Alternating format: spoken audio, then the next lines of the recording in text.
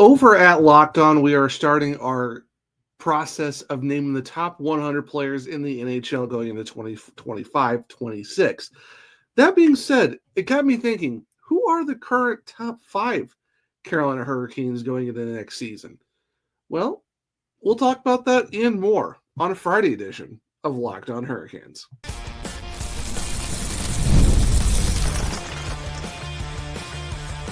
Your Locked On Hurricanes, your daily podcast on the Carolina Hurricanes. Part of the Locked On Podcast Network, your team every day. Welcome to a Friday edition of Locked On Hurricanes, your team every day, part of the Locked On Podcast Network. Thank you to the Everydayer for making this your first listen of the day. 5 days a week, Monday through Friday, talking everything about your Carolina Hurricanes. I'm your host, Zach Martin. I'm the credentialed Carolina Hurricanes beat writer over at the Hockey Hours, also the co-host of the Surgecast, which is a weekly Carolina Hurricanes podcast, along with all my duties here at Locked On Hurricanes. On today's show, I'll be kind of going over who I think will be the top 5 Hurricanes going into next season, of course, in terms of importance, talent, and all of that good stuff. And, there will be some, mentions of guys who could be on this list as well, but this is a very interesting list when you talk about who could be a top 5, player going in for the team going into the next season and all that. But before we jump into this top 5 list overall, today's episode is brought to you by Game Time. Download the Game Time app, create an account, and use code Locked On NHL for $20 off your first purchase. So, like I said, what we're doing at Locked On as a whole, but mainly for the Locked On NHL hosts, is that they want us to submit our top 5, top 7 players on the Carolina Hurricanes going into next season. And it's interesting when you try to look at the roster overall, you kind of figure, okay, are we doing this by importance? Are we doing this by talent? Are we doing this by what they've done so far with the Hurricanes or overall? Even with the new guys like Kanji Miller and Nikolaj Ehlers, even though they haven't played for the team yet, are you taking in what they've done? Because they haven't done anything with the Hurricanes yet. Are you taking in what they've done so far in their careers, what the hopes are and stuff like that, and all their talent? So I think this is kind of an interesting topic to look over of like who is going to be there in terms of a top 5. Because I'm not saying that like these guys, like the guys who aren't, I'll mention on this list, aren't that important or stuff like that. There's a lot of guys on this team that are very important, but I think if you're looking at importance, talent, contribution, stuff like that, who makes this list? And so we're going to go from 5 to 1 of just, who we're going to be talking about through this top 5 for the Carolina Hurricanes. The first guy is going to be Andrei Svechnikov. Now, most of last season was an up and down season for Svech. When you look at his run last year, 20 goals, 20 assists for 48 points, was a -8 last year, did have 10 power play goals, which did lead the team last year, 17 minutes and 7 seconds of ice time, all this while playing 72 games, did miss some time due to injuries and stuff like that. But what really kicked into high gear for him last year was looking at the playoffs. And this is where he had 8 goals, 12 points in 15 games.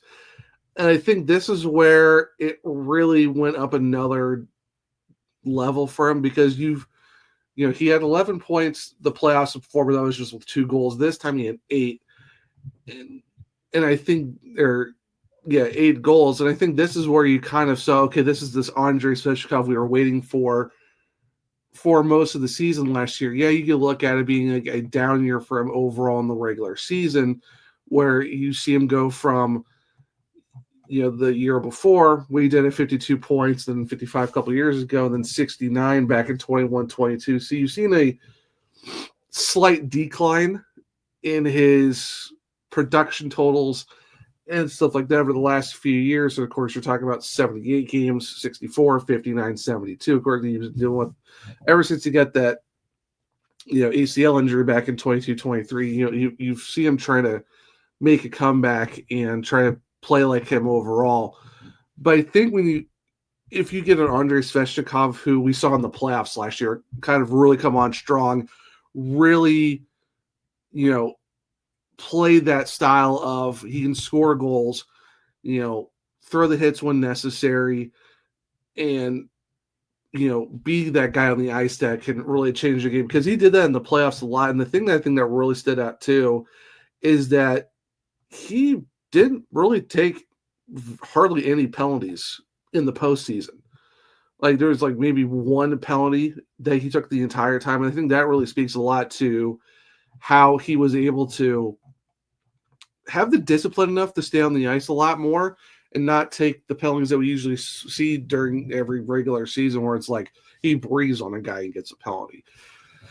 And I think this is where if you get the Andrei Svechnikov from the playoffs and add it back to the regular season like we used to see him before, I think if he's going, I think that really bolsters a top six that has like a Jarvis and Ehlers, Sebastian Aho. If you get Svechnikov going, and I think this is where the Hurricanes, especially, I remember were really trying to get him going last year. If he's rolling like he was in the playoffs, I think the scoring overall for the Hurricanes goes up another level because now you're adding what Svech can do. So other guys you can possibly mention, Jalen Sheffield, what are you going to do on the defense? I think that's a big key.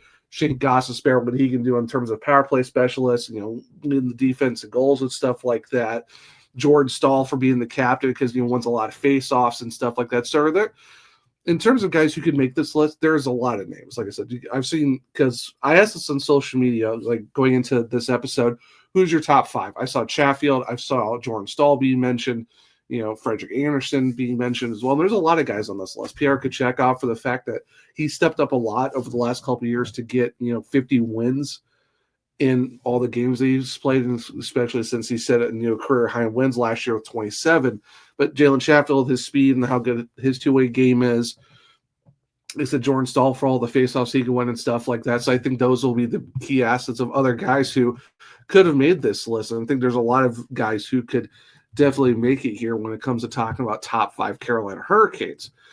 Now, number 4, and this is a guy who hasn't really played for the Carolina Hurricanes yet, but I saw a lot of people mention him, and I kind of agree with that. Yeah, he hasn't done anything for the Kings yet, but I think just what he's done on the ice overall the last few seasons, especially last year, I think adding him is going to be a big key asset for the Hurricanes, because the Hurricanes have been looking for a guy that they can put on there as a scoring winger and someone to take the offense and the scoring to another level, and that's Nikolaj Ehlers.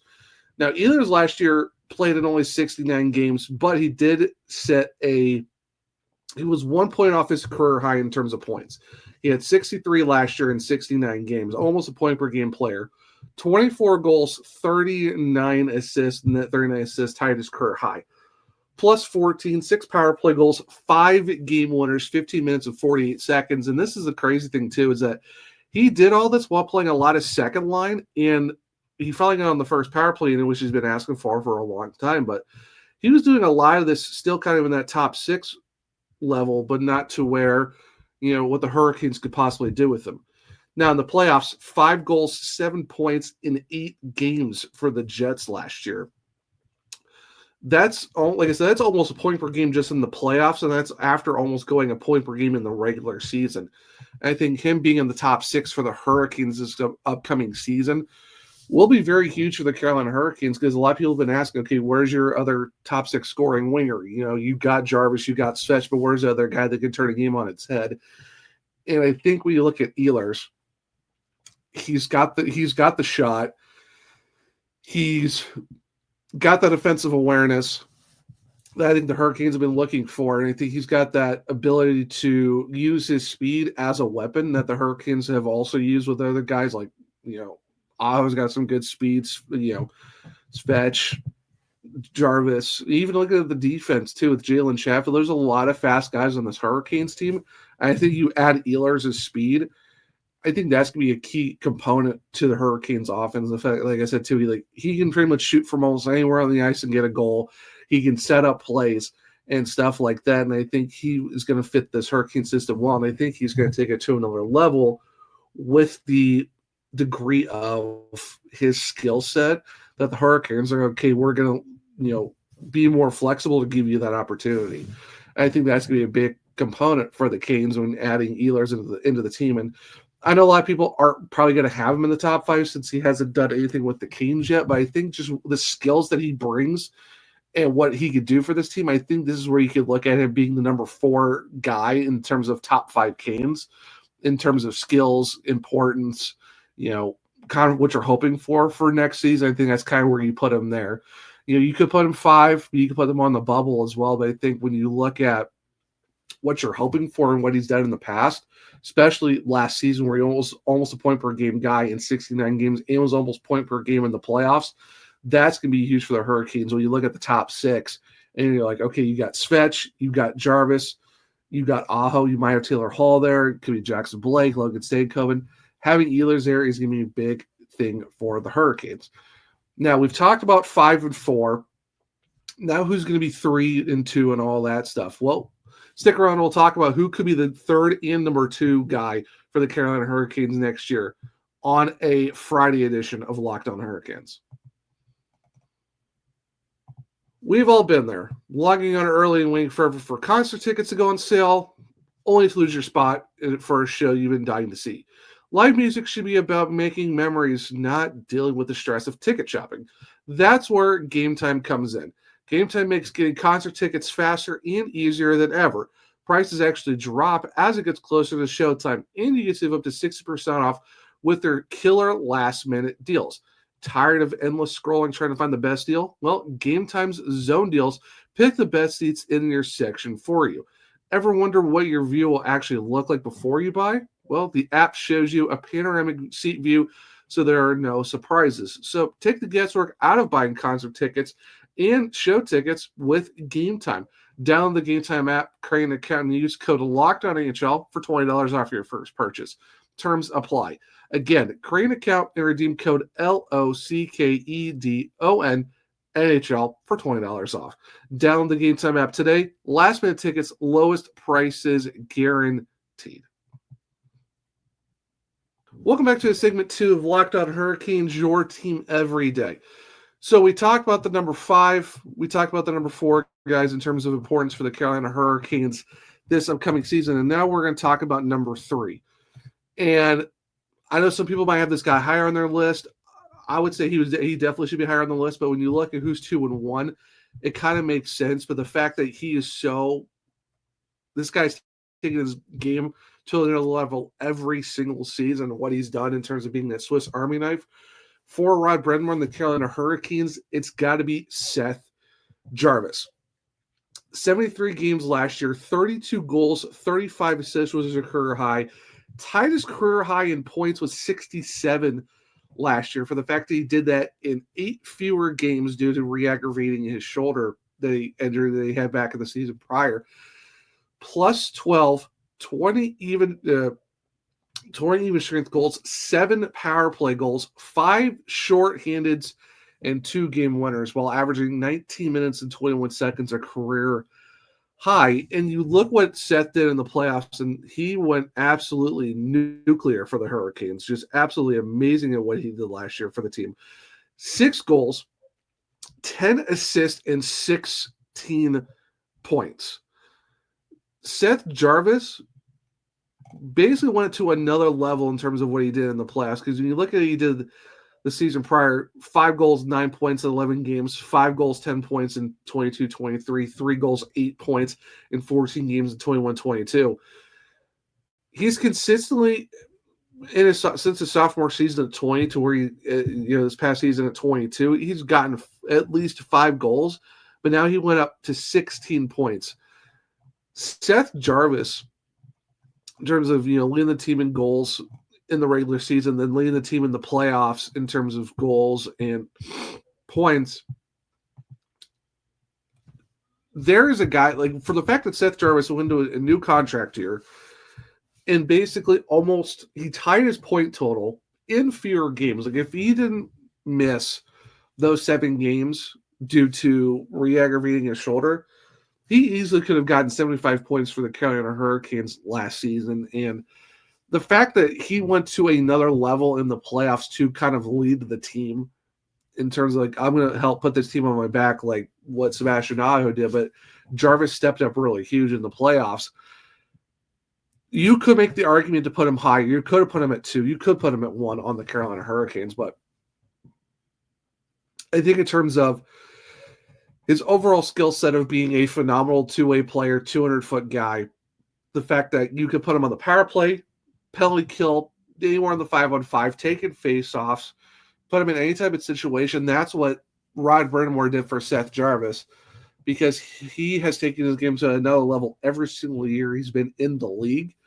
And I think when you look at what he's just done for the team overall, his importance on the team, that's why he is already number 3. And like I said, you could put him higher on this list of importance, but just what Jarvis has done for the Hurricanes, it goes to show of just how, because you just never know what you're going to get from some of these guys. And the fact that he broke out of camp as a rookie, there's that, do you see him go back to juniors or does he stay? He stayed, did really well his rookie season, had one less point in his sophomore year, but that was a year of him getting more into his bringing more of his defensive game in. And now you've seen the last 2 seasons how he's gotten 67 points back-to-back years. You're talking about 124 points in the last 2 seasons overall. And the fact now you're looking at someone who's going to be part of that prime documentary behind the NHL type of thing. He's brought so much light to the Hurricanes as well, just his personality, the way he plays hockey. It's a lot of fun to watch. And I think if you're looking in terms of just what he can do, even off the score sheet of making those key plays, using his speed, throwing hits at the right time. Like he threw a huge hit on Brett Pesce in the playoffs last year against the Devils. The fact that he uses his speed really well, the stick, playing some defense, using his stick at the right time, just his overall skill set has taken him to another level. And I think if you look at the top 6, yeah, you could put him on the third line with the Jordans, but if you have him in that top 6 and he's rolling, I think that also helps the Canes get rolling too. Because, the points leader was Sebastian Aho. Sebastian Aho had led the team in assists, but I think if you're looking at someone to kind of help the Hurricanes go to the next level, I think that's Seth Jarvis. I think Jarvis has that energy about him where if he's going, it feels like it's like the Hurricanes are going too. I think that's a very big thing when you talk about Seth Jarvis as someone who's got the importance for what he's done for the team and the skill set. But I think the 2 guys ahead of him also have their own arguments as well. I think Seth being number 3 is a good spot to be in for what he's done in his his 4 years of being on the Hurricanes. But I think you could easily make a case to put this guy higher on the list for what he's done. But I feel like once he's going, it kind of helps the Hurricanes get going too. That said, the guy who's number 2 on this list, it's got to be Jaccob Slavin. And I think you could put him at 1 easily too. But I think if you're talking about the best defensive defenseman in the NHL, it's got to be Slavin. 6 goals, 27 points last year, plus 16, 2 game-winning goals, 21 minutes and 34 seconds of ice time during the regular season. Finished 4th in the league, being 8th in the Norris. Of course, those are totally different conversations of where he should be a lot higher on those lists. But when you look at the playoffs too, 2 goals, 4 points in 15 games. And if you look at the way he did in the Eastern Conference Final, playing almost 28 minutes a night is crazy to think of, too. And how about the fact that he had 8 penalty minutes last season once again for the 3rd straight year of 8 penalty minutes or less? And here's the thing. He took 0 penalties in the playoffs. So you're talking, where he played 80 games last year for the Hurricanes. Sorry. And then you add another 15 in the playoffs. You're talking 95 games for Jaccob Slavin last year in 8 penalty minutes, 0 in the postseason. That is very huge. Like I said, you're talking the best defensive defenseman in the NHL. Best guy on the penalty kill units, bar none. And, just by far. And you're talking about someone who, it starts his new 8-year contract, less than $6.5 million per season. easily could be making $10 million anywhere else. But if you're talking about just importance on this defense, why the defense is so good year in and year out, and that's just a culmination of the entire defensive core being great together. You get Tim Gleason and all that being the defense coach. But what Slavin has done, I don't know where the Hurricanes would be at if you don't have this guy kind of leading by example and being that ultimate shutdown guy on the best players in the NHL. We all saw what he did in the Four Nations for USA, and he finally got the praise around the hockey world for what he's done, because people don't realize when you don't watch the Hurricanes, you don't know how good Jaccob Slavin is, and you finally see him, and you're like, oh my goodness, this guy is absolutely amazing, and that's Jaccob Slavin for you. That's how good he is. I think where you've seen, as Hurricanes fans, everyone sees it every single season, every single game. Yeah, will he have, there'll be a couple of games you're like, oh, come on, Jaccob. Yes, it happens to everyone, but 99.9% of the time, stick at the right, places that stick at the right time, throws the hit at the right time, steals the puck perfectly, bodies the guy, disrupts passes. There's a lot of things Jaccob Slavin can do, and I think that's what puts him so high on this in terms of importance in the skill set. Yeah, he's not going to score a ton of goals or put up a lot of points like a Quinn Hughes, Cal McCarr, those type of defensemen. He is by far the best defenseman in the NHL, and it's good that the hockey world is finally seeing how good he is. And the fact that when it comes to the Hurricanes, if he's not there, I don't know what the defense looks like. I don't know how much of a shutdown the Hurricanes are if he's not there. And that's not taken away from anyone else in the roster, but just in terms of skill set and what his importance on the team is. Jaccob Slavin is probably one of the most important guys on the team, and that's just not based on score sheet. That's based on all the stuff he can do off the score sheet in terms of defensive play, transition, and stuff like that. And when he does score goals, they are absolutely amazing. You saw some weird angles last year in the regular season. Gets the game winner against the Capitals in game 1 of the round 2, hitting that floater from the blue line. When he scores, it comes in big moments, but just overall for what Jaccob Slavin can do, I don't know if there's anyone on the defense more important than him. And just for the Hurricanes, if he's not there shutting him down, I don't know how this team is without Slavin in this lineup. So when you look at, in terms of importance, skill set, just everything overall, Jaccob Slavin is definitely number 2, and you could make an argument for him being number 1. That said, who is number 1 for the Carolina Hurricanes? Well, stick around. We'll talk about it here in a second on a Friday edition of Locked On Hurricanes. August 26th is officially FanDuel's Futures Day, a brand new holiday for football fans who live for bold predictions and preseason hunches. For just 24 hours, FanDuel is giving you deals on NFL season predictions. So whether you're calling your MVP, eyeing a long shot division winner, or ready to crown your Super Bowl champ before week 1 even kicks off, this is your moment. So why not take a flyer on the MVP race? Could be Lamar Jackson, could be Josh Allen, Patrick Mahomes, Saquon Barkley, who knows? Even, talking about a champion, who's could win the Super Bowl? Could it be the Eagles again? Could it be the Chiefs? Could the Bills finally take over? Hey, maybe there's the long shot if you want to go for an underdog and, maybe cash in a lot more. Why not maybe the Carolina Panthers? Who knows? But you get the point. There's so many ways you can go do this. So visit the FanDuel app today and start planning your future bets now, because Futures Day is one day and one day only. FanDuel, play your game. Welcome back to segment 3 of Locked On Hurricanes, your team every day. So we talked about 5 through 2. We talked about Svechnikov, Ehlers, Jarvis, Slavin. Now let's talk about the number 1 guy in terms of importance, skill set, and all that for the Hurricanes in terms of this top 5 list. And if process of elimination, all the big guys we've talked about. We talked about Svechnikov. We talked about the newcomer Ehlers, Jarvis, and Slavin. It's got to be Sebastian Aho at number 1 for the Carolina Hurricanes. Last season, 29 goals, led the team in assists with 45, had 74 points, +7, 5 power play goals, 3 shorthanded goals, 9 game winners, 20 minutes and 6 seconds of average time on ice, 55.3% on the faceoff. And you look at what he did in the playoffs for the Carolina Hurricanes, 7 goals, 8 assists and 15 points. So actually he did lead.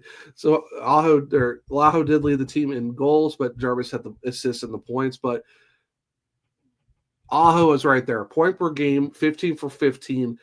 But if you look at what Seabass can do and what, just Aho is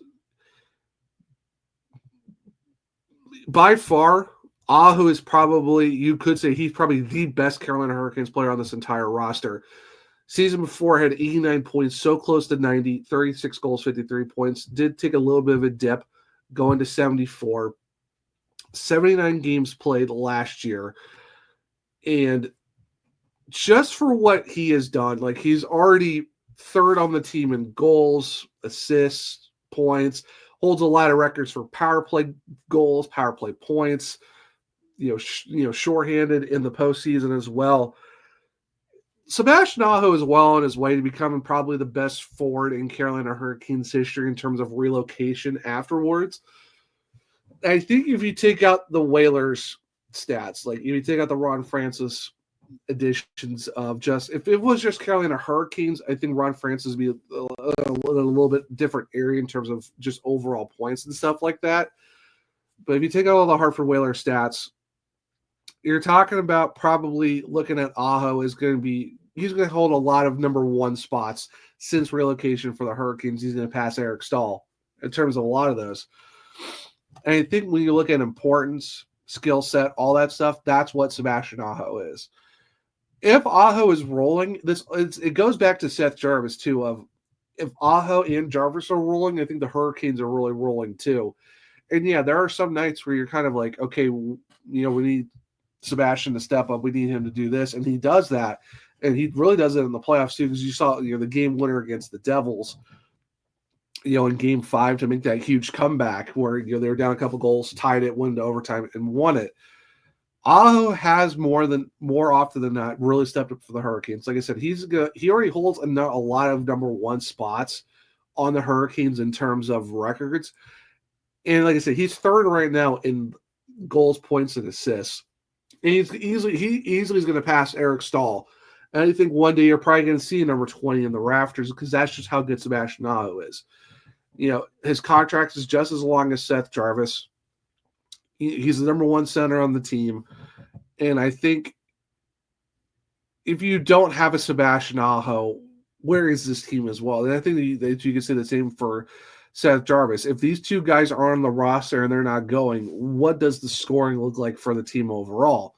And I think when you add those two together, and especially Aho, I think the Hurricanes are a team that, on any given night could make a huge comeback when you see them doing in-win games. Now, if you add Ehlers to a line of Aho, Jarvis, I think those three guys really could get the Hurricanes rolling. And I think just with what Aho has done so far in his career, when you look at the fact that he's already played 9, it's already crazy to think he's already played 9 seasons for the Hurricanes, but he's got 283 goals, 348 assists, and 631 points in 677 games. 631, 677 is crazy to think of. And the fact, too, for his career, he is actually second all-time in plus-minus with 121. He's only behind Jaccob Slavin. That speaks volumes to where you look at Sebastian Aho. Like, man, this guy is already triple digits in the plus-minus category. That's crazy to think of. And the fact that he's going into his 10th season already.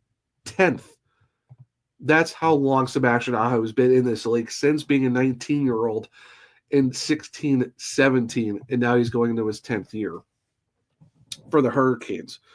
And I think just overall with his, just the skill set, importance, one of the alternate captains on the team, I don't know if there's anyone else that you could put Jaccob Slavin in here in terms of importance and stuff like that. I mean, if you look at also skill sets, and if the team's rolling, it's kind of because of him too. I think that's where you look at Aho. If he's rolling, I think the Hurricanes are rolling too. And you can look at that for Jarvis, you can look at that for, Slavin as well. In terms of overall play, it's tough to say that Aho isn't a top one on the Carolina Hurricanes. And that's just where I kind of think that it is when you look at who is the most important guy on this roster, someone who could really, can kind of lead this team along. I think that's just Aho with his skill set and what he can do overall for the Carolina Hurricanes. But, if you're on the YouTube, let me know in the comments, who are your top 5 Carolina Hurricanes going into the 25-26 season? For me, Andrei Svechnikov 5, Nikolaj Ehlers 4, Seth Jarvis 3, Jaccob Slavin 2, and then Sebastian Aho at number 1. But I'm curious to see what people think that the Hurricanes are in their top 5. So like I said, if you're on the YouTube, let me know in the comments below, how do you feel about my top 5 and who is your top 5? And if you're on socials, I'll post a graphic, revealing the top 5 list. Let me know on there as well at OneSureZach and LO_Hurricanes. How do you feel about my top 5 and who would be your top 5 Carolina Hurricanes going into next season? But it's definitely exciting to see, who would be up there. And I'm just excited for hockey to be back, because it feels like it's been a long couple weeks, especially with with free agency dying down. It's just time for hockey. We're mid-August, we're slowly getting there, but I'm definitely ready for a season to be back. But going to next year, it's very interesting to see what the top 5 is going to be for the Carolina Hurricanes. And honestly, I'm very curious to see what the top 100 list for the Locked On NHL podcast are going to be. So make sure to stick around for that top 100 list when it drops. That being said, guys, this will be a Friday edition of Locked On Hurricanes. Thank you for making your first listen today. Let's check out the Locked On NHL podcast. There is the off season, bringing you the daily league-wide stories that matter the most with the local coverage you love from Locked On. Find Locked On NHL on YouTube or wherever you listen to your podcast. If you want to keep up with me, I'm at OneShoeZach on X. The podcast is LO_Hurricanes. I'm also on Blue Sky, the Zachary Martin, where if you click the link tree in my bios, you can check out all my written content at thehockeywriters.com. You can also check out my other podcast, The Searchcast, on all podcast platforms and on YouTube. For Locked On Hurricanes, you can find us on Spotify, Google, Apple, iHeartRadio, wherever you listen to your podcast. Make sure to leave a 5-star rating and review, because I might just read it on the show. For YouTube, it's Locked On Hurricanes. Make sure to subscribe, hit the bell notifications so you don't miss a show. Hit the thumbs up to let me know if you like the show as well. Share with other Caniacs to become everydayers just like you. But hope everyone enjoyed the Friday edition of Locked On Hurricanes. Enjoy your Friday and enjoy your weekend. And until next time, as always, let's go, Canes.